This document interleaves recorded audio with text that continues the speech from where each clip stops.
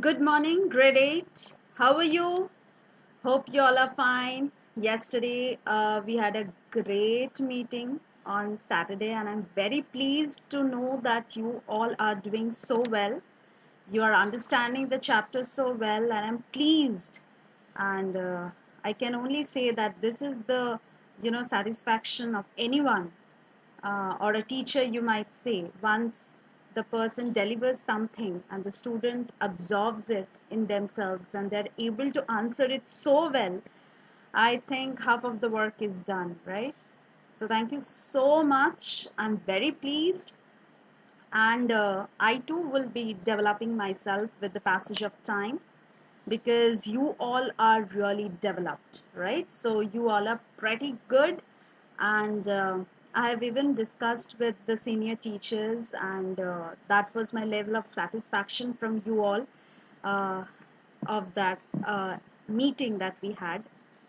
And right now, what I would like to say is continue your work like this and go about like this so that go on doing such great things and hope that every Saturday, Monday and Wednesday we are meeting, but through videos, like everything is offline and everything. But on Saturdays, whenever we have such kind of reinforcement and everything, I hope that I'll be getting such good replies and such absorbent replies from you all. Thank you so much. Keep up your high spirit and do well always, right? Okay, so today we'll start off with a new chapter in literature, and the chapter's name is This is Jody's Fawn. Okay, we'll be starting a new chapter. The chapter's name is This is Jody's Fawn. It is written by Marjorie Kinnan Rawlings. Okay, written by Marjorie Kinnan Rawlings. She is born in the year 8th August 1896 and died in the year 1953 on 14th of December. Right? So, in order to know about the author, in a very brief way, as I can say, is Marjorie Kinnan Rawlings was an American author or a writer who used to live in a rural Florida and wrote basically novels with rural sentiments, themes, and settings. She won a Pulitzer Prize for fiction in the year 1939. That's all about the author. We don't need to get much involved into the author, but we'll soon be knowing the chapter in a brief, and that's how we are going to see. We'll start with the first para as we always do. We'll be doing each and every beat very closely, okay, line by line. Let's read the story. Jody, the main protagonist of the story, or the entire story revolves around this particular story, that is Jody. Okay, so Jody is the main protagonist or the main character of the entire story. Jody allowed his thoughts to drift back to the fawn. So fawn as is a young deer. What is a fawn? A fawn is a young deer. Okay. Jody allowed his thoughts to drift back. That is, drift means to go back. Jody allowed his thoughts. So he was recollecting some old memories. So he was allowing his thoughts to go back to a fawn, to the fawn. That is, we are aiming at a particular fawn, that it was going to a particular fawn. Now we are going to see why we are talking about this particular fawn. He could not. He means here we are referring to Jody. He could not keep it out of his mind. He had held it in his dreams, in his arms. So the fawn was totally as if involved entirely in his blood and in his, entire body. He could not come out of the fawn. Each and every time he was only thinking and dreaming of the fawn. He slipped from the table. He had held it in his dreams in his arms. He slipped from the table and went to his father's bedside. Penny lay at rest. So we find that the Jody is the main protagonist of the story, as I told you. and the father's name is Penny. Okay, Penny is the father of Jody. So we find that Jody's father, Mr. Penny, is sick for some reason. This will be disclosed as and when we read the chapter. As and when we read the chapter, why the father is sleeping, why Jody had to go at the bedside of the father, will come to know. It will be disclosed slowly and steadily to us. Penny lay at rest, so the father was taking rest on the bed, and Jody came by his side, that is, by the side of the bed. His eyes were open and clear. So who is his eyes? His eyes refers to Mr. Penny, that is the father of Jody. His eyes were open and clear. That means he was not able to have a good sleep. But the pupils were still dark and dilated. But the pupils, inside the eye, we have that small pupil that was still dark and dilated, right? So it was not really like it was still enlarged, it was still big, and it was still dark. We'll see the reason and everything, what had actually happened to him. We are going to see. Jody said to his father, "How are you feeling, Pa?" So how are you feeling, Dad? "Just fine, son. Old Death has gone thieving elsewhere." "But wasn't it a close shave?"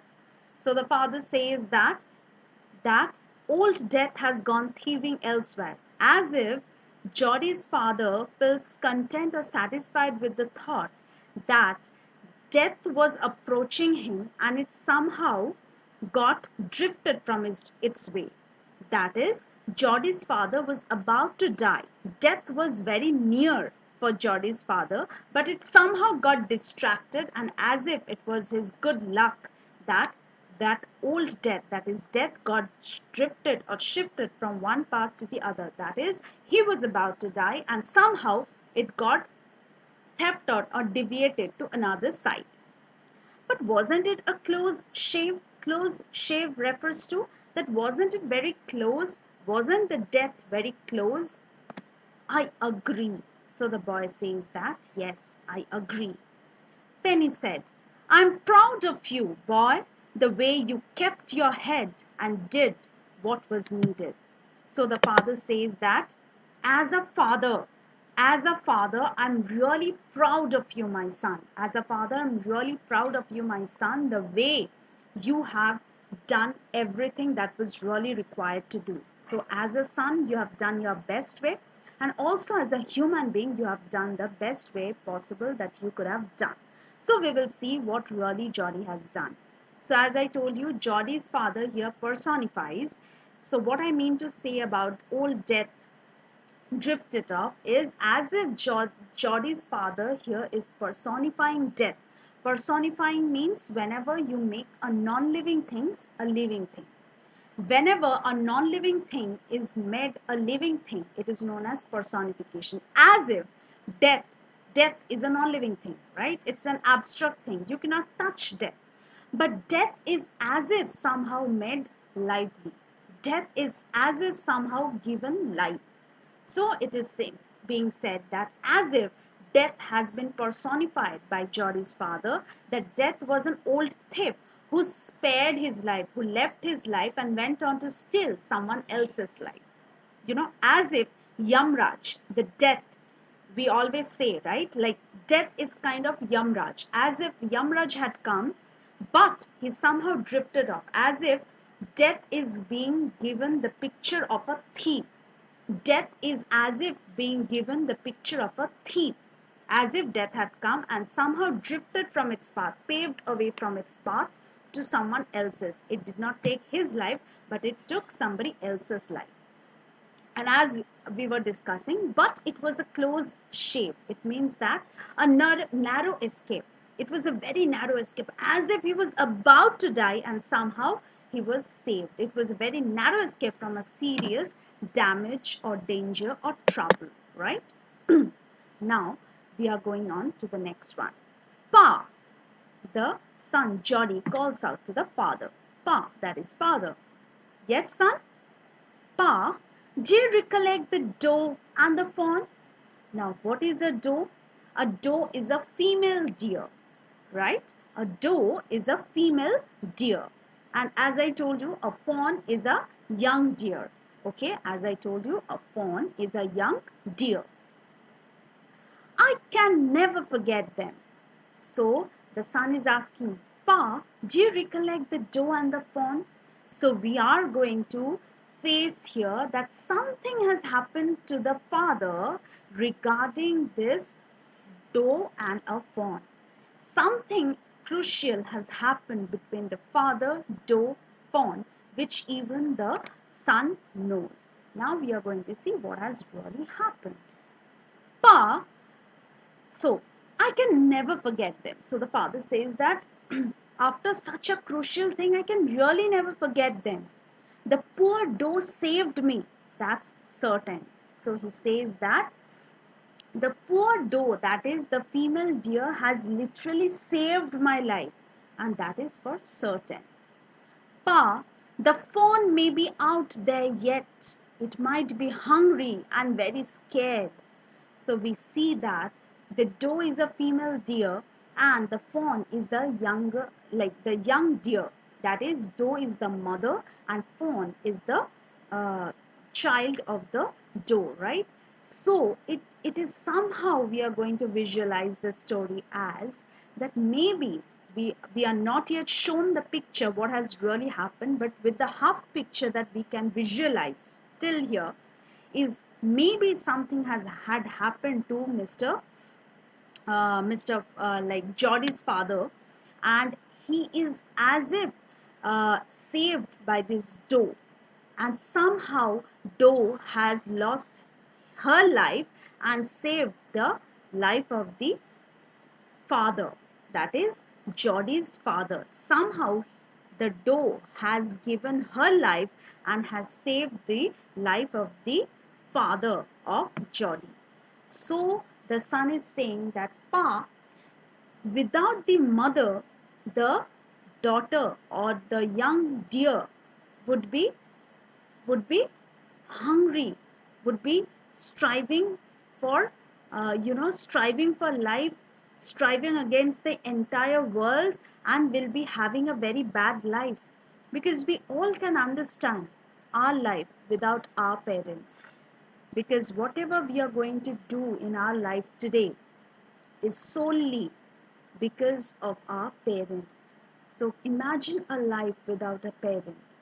So imagine our life, that is your life, without your parents. How will you feel? I'm just trying to make you feel.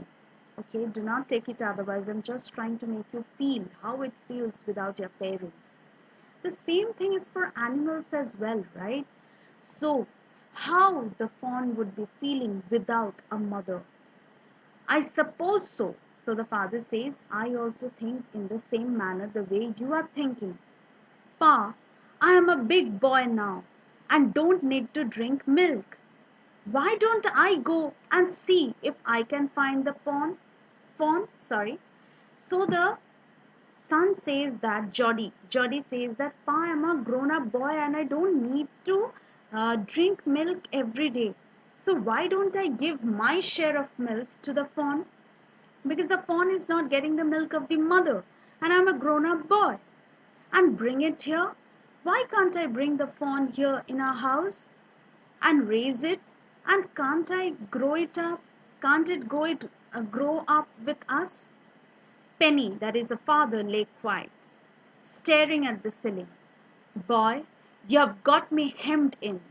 That is, you have hammered at the right place. Hemmed in means you have hammered at the right place. It won't take much to raise it, Pa. It'll soon start eating leaves and acorns. Acorns means those nuts, okay, almonds kind of a thing, brown, nuts kind of a thing. You are smarter than boys of your age. The father says that you are smarter than the boys of your age. We took its mother and it wasn't to blame. Surely it seems ungrateful to leave it to starve. Son, I can't say no to you. I never thought I would live to see another day. So without the doe, I would not have like left this, or I would not have